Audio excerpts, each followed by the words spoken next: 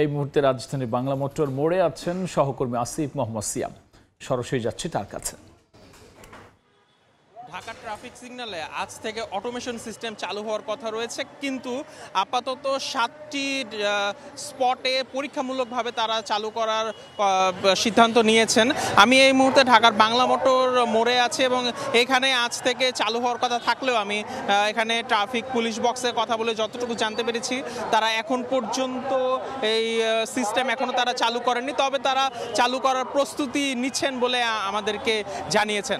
তো হাইকোর্ট মোড় থেকে আবদুল্লাপুর পর্যন্ত 22টি স্পটে এই সিস্টেম চালু হওয়ার কথা থাকলেও পরীক্ষামূলকভাবে মূলত 7টি স্পটে চালু হওয়ার কথা রয়েছে, যেখানে ঢাকার বাংলা মোটর থেকে শুরু করে প্যান প্যাসিফিক, সোনারগাঁও, ইন্টারকন্টিনেন্টাল মোড়, বিজয় সরণি, ফার্ম গেট, প্রধান উপদেষ্টার কার্যালয়, এরপর জাহাঙ্গীর গেট পর্যন্ত এই অটোমেশন সিস্টেম চালু হওয়ার কথা রয়েছে।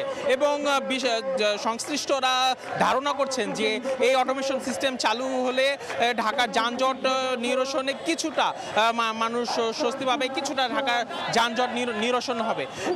এবং ট্রাফিক ব্যবস্থাপনার দাবি যে এই অটোমেশন সিস্টেমের মাধ্যমে খুব সহজেই যারা ট্রাফিক সিগন্যাল অমান্য করবেন তাদেরকে জরিমানার আওতায় আনা যাবে। তো অটোমেশন ট্রাফিক সিগন্যালের ব্যাপারে আমার কাছে এই ছিল সর্বশেষ।